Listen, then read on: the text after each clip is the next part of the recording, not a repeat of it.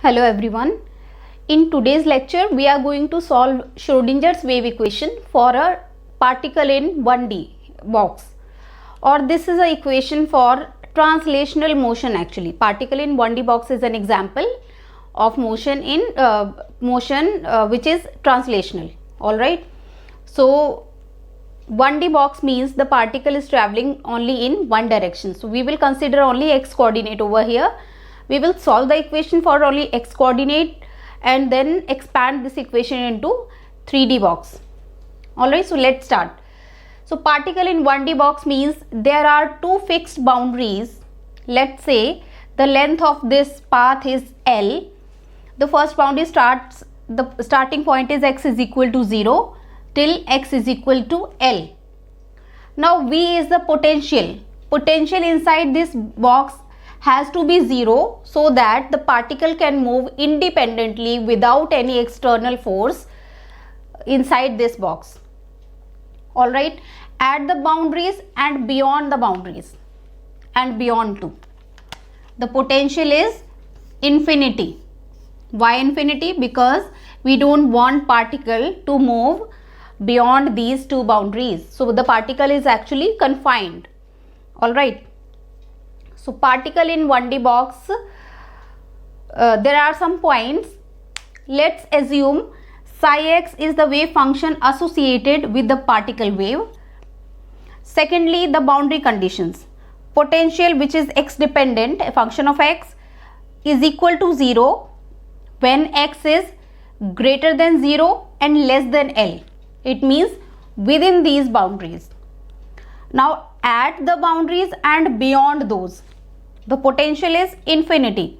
So x is V is infinity for when x is less than or equal to 0, this region, and x is V is again infinity when x is greater than or equal to L, this region.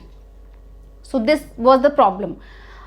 It means when the potential is 0 and infinity, these boundary conditions also implies in terms of wave function, because particle cannot move beyond these boundaries. So the wave function has to be non-zero between these boundaries, and wave function will be 0 at these boundaries and beyond those. Alright. So this is the boundary condition in terms of wave function. In terms of wave function, it is non-zero when x is greater than 0 and less than L, and psi becomes 0 when x is less than or equal to 0 and greater than or equal to L. Let's write the Schrodinger's wave equation. As we know, the short form of Schrodinger's wave equation, H psi is equal to E psi. When I expand this is Hamiltonian operator. This is very important. Hamiltonian operator. We have already studied about it. Expand this equation in terms of kinetic energy operator plus potential energy operator. It becomes this. Alright. Now we have to deal with only this region within the boundaries where potential is 0. So I can substitute this value is equal to 0 and expression for kinetic energy operator. So we are left with only this equation is equal to E psi. Alright. Now the value of kinetic energy or expression for kinetic energy operator is minus h bar square 2m del square psi is equal to E psi. Now del square is a Laplacian operator. It has all three coordinates x, y and z. But over here we are dealing with only one coordinate, that is x coordinate. So I can replace this del operator with 2m d2 psi upon dx square is equal to E psi. So this becomes the Schrodinger's wave equation for a particle in 1D box. I have taken complete derivative because we have only one coordinate, so no need to put partial derivative here. So this is the equation. Mark this equation as equation number 1. So we are going to solve now equation number 1. So before solving it, this is a simple second order differential equation. Before solving it, we must make this coefficient of second order derivative is equal to 1. So we will be dividing both the sides with this factor, both the sides. Alright, we will divide equation 1 both the sides with minus h bar square 2m. So we will have d2 psi upon dx square. I am simply doing the rearrangements, nothing else. Minus 2me psi. Alright. Now all these terms in this factor are constant.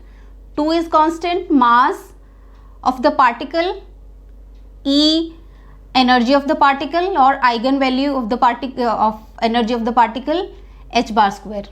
So let's substitute this value, exclude minus sign, is equal to beta square.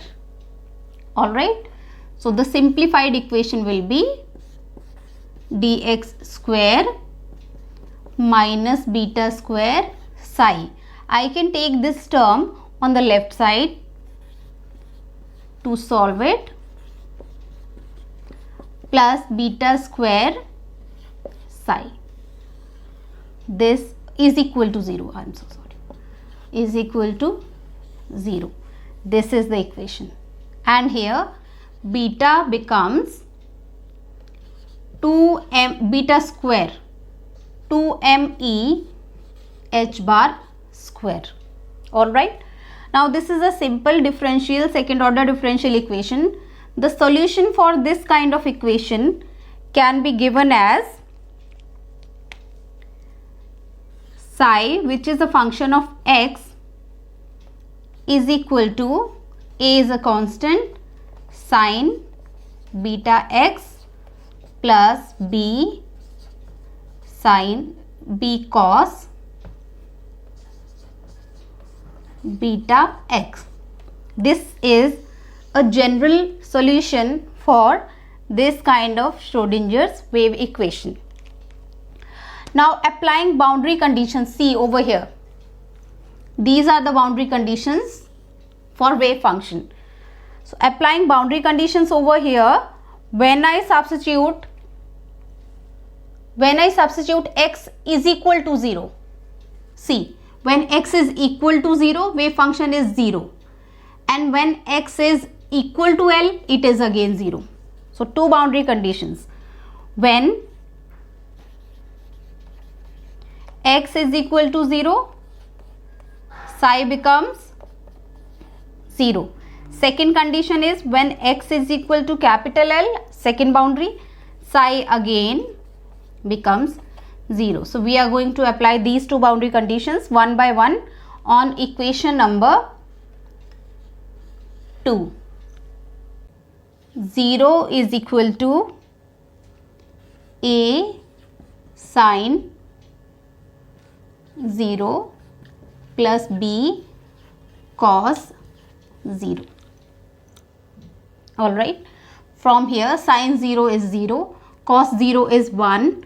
So we have 0 is equal to 0 plus b into 1. It implies b is 0.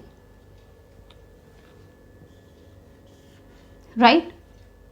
From first boundary condition we got constant b is equal to 0. It means this factor vanishes. Psi will have only sine factor. Now apply the second boundary condition. Okay, so let's write it like psi x is equal to a sine beta x. This is the equation after applying first boundary condition. On this equation apply second boundary condition. When x is equal to x, L, psi is again 0. So this side becomes 0 when it is sine of beta L. all right, or we can say this left hand side will be right hand side when here left hand side will be equal to right hand side when beta L, this angle beta L is equal to n pi. N is integer, okay, integral multiplication with pi will lead to this function, sine of this function is equal to 0. So we have this condition from second boundary condition, all right.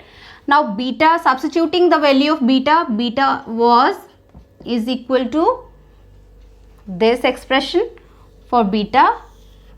Substitute this over here, we will have, okay, square, take square on both the sides because we have the value of beta square.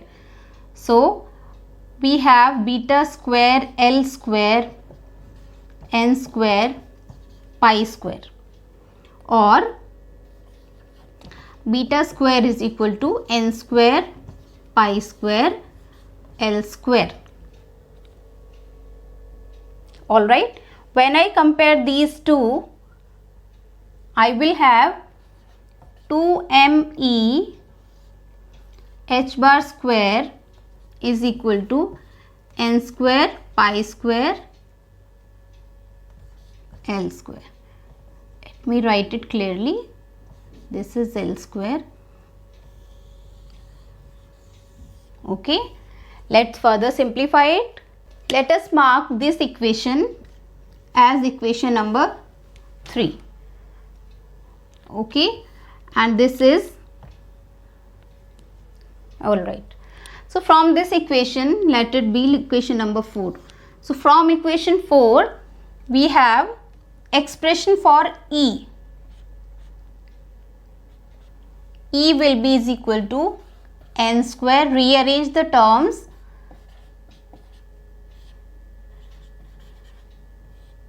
And you will get an expression for E. The value of h bar square is, h bar is h upon 2 pi. Substitute this value over here. You will have energy is equal to n square pi square into h square upon 4 pi square, and we already have 2m L square. So pi square cancelled out. We are left with n square h square 4 to 8m L square. So expression for energy for a particle in 1D box is n square h square upon 8m L square. And what is the wave function? See from over here, from equation 3, we have psi is equal to a sine of beta x. What is the value of beta from this equation? N pi upon L. N pi x upon L, or we can say psi wave function is equal to a sine of n pi x upon L. This is the solution of Schrodinger's wave equation for particle in 1D box. And this is energy expressions. These two expressions are very important. Students must remember them because in exams and in competitive exams there comes numericals based on these two equations. Now see, in this wave function, A is a normalization constant. A is normalization constant.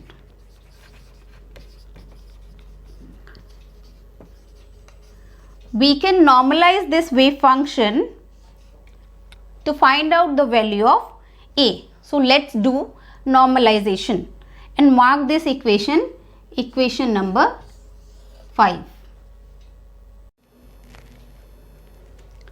So let's normalize the wave function. The expression for wave function came out to be a sine of n pi x upon L. What is normalization condition? Normalization condition. What is that? It is psi star is the complex conjugate d tau, but we have only x coordinate, has to be equal to 1. Limits, whatever you have. Here in this case, we have limits from 0 to L because particle can move only from 0 to L. Substitute the value of psi. The value of psi star and psi will remain same because there is no complex conjugate. The wave function is not complex. 0 to L, we have a sine n pi x upon L into a sine n pi x upon L dx is equal to 1. A and a will come out of this integral sign. A square 0 to L, it will be sine n pi x upon L square dx is equal to 1. Now we know how to integrate this kind of function, sine square function. We will convert this sine function into cos function. So we have to substitute the value of sine square function. Sine square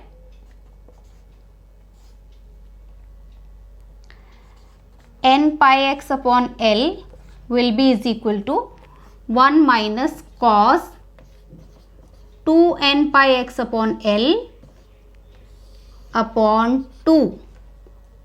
This is the value of square function. So let me substitute this value in this integral. I will have a square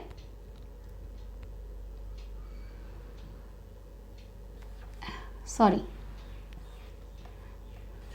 0 to L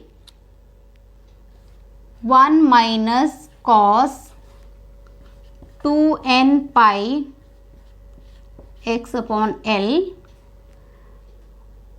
this whole term divided by 2 dx is equal to 1.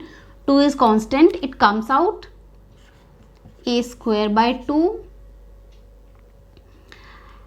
Alright, 0 to L, integration of 1 minus 0 to L cos of 2n pi L x dx square bracket is equal to 1. All.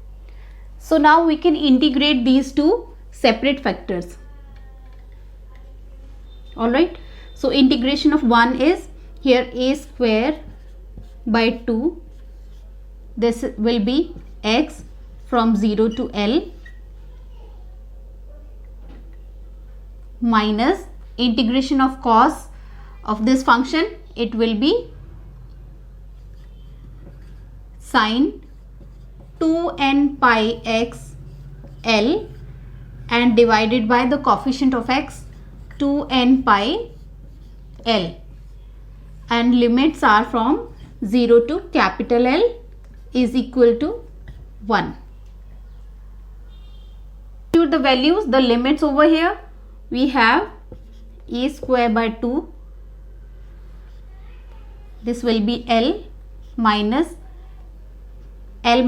okay, when we substitute L over here, L will be cancelled out.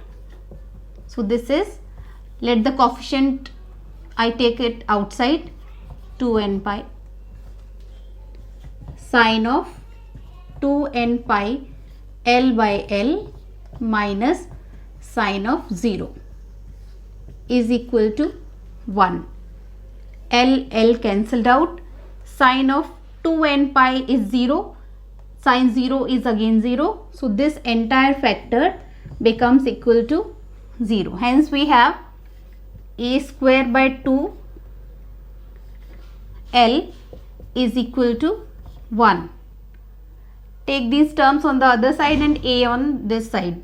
So we have a square is equal to 2 by L, or a is equal to root 2 by L. So this is normalization constant for the wave function psi. So when we substitute the value of a in the wave function equation, we will get a normalized wave function. When I substitute the value of this a is equal to 2 by L root in this equation for the wave function, I finally get the normalized wave function, which is this. So you must remember this expression. This is very simple also and very important. Alright. Now let's see what was the expression for energy. Energy was n square h square upon 8m L square. M is the mass of the particle, L is length of the box, N is Planck's constant, and N is quantum number here.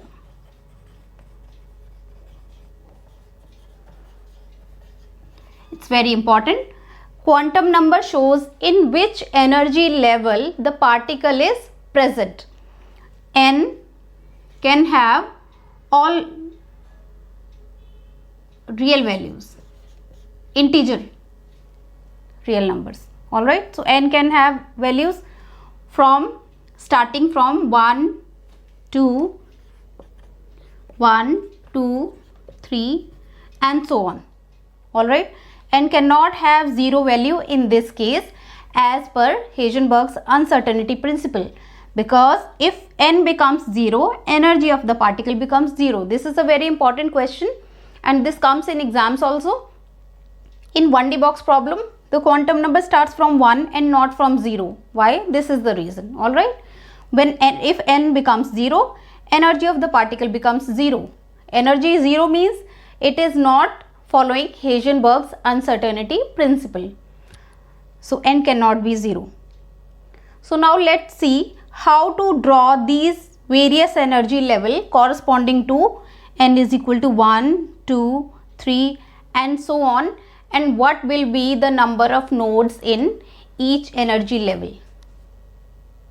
Before drawing the energy level diagrams, we must know a few things. First thing is how many nodes must be there in each energy level. Second is what should be the energy gap between two consecutive energy levels. If we know these gaps, then only I will be able to draw the energy level diagram. Alright. So first is the number of nodes. Second, I must know the energy gap between the consecutive energy levels. Third thing is what is the relation between the wavelength of the wave associated with the particle and length of the box. How many wavelengths we must draw in any energy level. This is simple 3 points we must know. So all this information can we get from this equation. Alright. So we take this equation n square h square upon 8m L square. So let's see. Energy is n square h square upon 8m L square. Now for first quantum level, when energy is equal to n is equal to 1, what is the energy? It becomes h square upon E1. Let me call it E1 n. N h square 8m L square. Similarly, when n is equal to 2, E2 will be 2 square h square 8m L square. Alright. When n is equal to 3, energy of third level is 3 square h square 8m L square. So this will become 4h square upon 8m L square. This is 9h square upon 8m L square. All right. So now we can take one more level. N is equal to 4. Energy of the fourth level will be 4 square h square upon 8m L square. 16 h square 8m L square. All right. Now we can find out the energy difference between the consecutive levels. How to draw the energy level diagram? So E2 minus E1 will be, E2 is this 4h square upon 8ml square. E1 is h square upon 8ml square. So 4 minus 1 becomes 3 h square upon 8ml square. The energy gap between first and second energy level is 3h square upon 8ml square. Let's see the gap between E3 and E2. E3 and E2. E3 we have 9h square 8ml square. E2 is minus 4 h square 8ml square. So this becomes 5 h square 8ml square. Similarly, we can find out the gap between E2 and E3, E4 and E3. E4 is 16h square 8ml square minus E3 is 9h square upon 8ml square, which is equal to 16 minus 9, 7 h square 8ml square. So we can observe and we can find out next energy gaps also. So we can see from here the energy difference. Let's call it delta E1, delta E2, and this is delta E3. So in each energy consecutive energy levels, the gap is increasing by 2 units. Initially we have 3h square, 5, then 7, then 9, then 11 and so on. So the gap between different consecutive energy levels will increase by 2, or we can directly see E4 and E3, E3 minus E2 will be equal to 7h square 8ml square minus 5h square 8ml square, which is 2h square upon 8ml square. Alright. Similarly, delta E2 minus delta E1 will be again 5h square minus 3h square minus 3h square will be again 2h square upon 8ml square. So the gap between energy levels is increasing by 2 units. Alright, so we can draw now the energy level diagrams. Let's draw it. The energy level diagram will look like something like this. This is first energy level E1, okay, and the ground state energy over here is h square upon 8ml square. Now from first energy level to second energy level, the energy gap is this 3h square upon 8ml square. From second energy level to third energy level, 2 units gap is increasing. See, I have marked one part, 2 and 3. If the 3h square is equivalent to these 3 parts, in each consecutive energy levels, the gap of 2 units is increasing. Alright. So next will be, next to E2 and E3 are 5h square 8ml square apart. Now E3 and E4 are 7h square 8ml square apart and so on. and higher levels E4 to E5 will be 9h square upon 8 ml square apart. So this is energy level diagram for particle in 1D box. Now let's see how to draw the wave function. I mean, we must know how many wavelengths are present in each energy levels. That can be find out from 2 points. How many number of nodes are present in that particular energy level, and second is what is the relation between the wavelength and the length of the box at that energy level. Let's see both these points. So first point is how to calculate number of nodes present in any energy level in wavelength. So simply, if n is the quantum number of nodes will be given by n minus 1. So for first energy level, there will be no node. When n is equal to 1, number of nodes will be 0. No nodes means nodal planes. I hope you already know nodes means the point or the plane where the wave function becomes 0. Those are called nodes. This is one point. When n is equal to 2, number of nodes will be 2 minus 1, 1. Alright. When n is equal to 3, number of nodes will be 3 minus 1, 2. So from these number of nodes, we can simply draw the wave functions like in first energy level, we have only probability, and the probability is highest at the center of the box. This is pictorial representation. We will do it mathematically also. And there is no node. Nodes are only at the corners where the probability of finding out the particle is 0. Similarly, in second energy level, we have n2, so one node. One node, it will be at the center.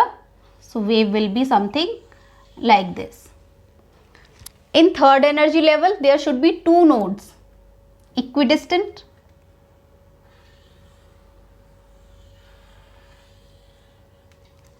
this time. In fourth energy level, okay, when n is equal to 4, nodes will be 4 minus 1, 3. So 1, 2, 3, 1 and 3, this kind of. So this is a pictorial representation of waves of 1D box.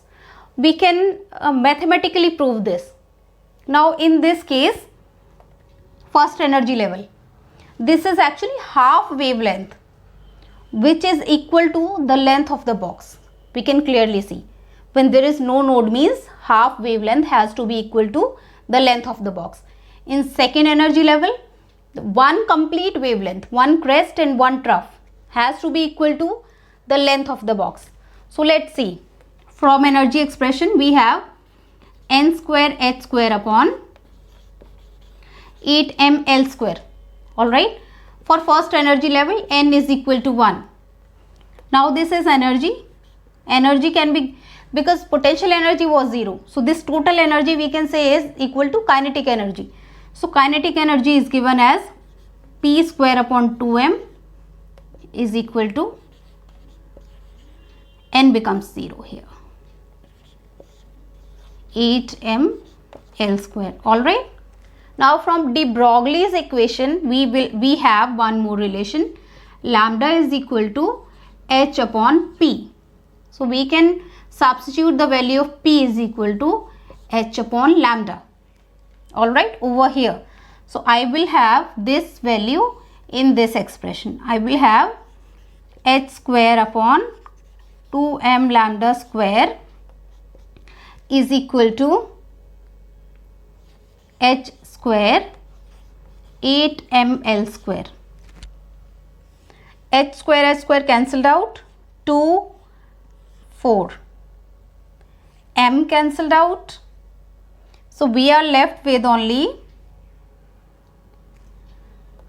1 by lambda square is equal to 1 by 4 L square.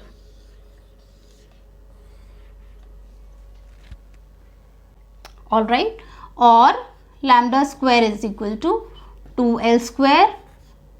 Taking square root both the sides, it's not 2, it's 4l square, it becomes 2l, or length of the box is lambda by 2. It means when n is equal to 1, length of the box will be half wavelength. Alright, so half wavelength means this half wavelength. So we have drawn this energy level diagram correct. Similarly, when you substitute the value of n is equal to 2, L will come out to be the same way you can solve it. L will be is equal to lambda. Means one complete wavelength, one crest and one trough. See, when n is equal to 2, it's one wavelength, and so on. When n is equal to 3, we will have L is equal to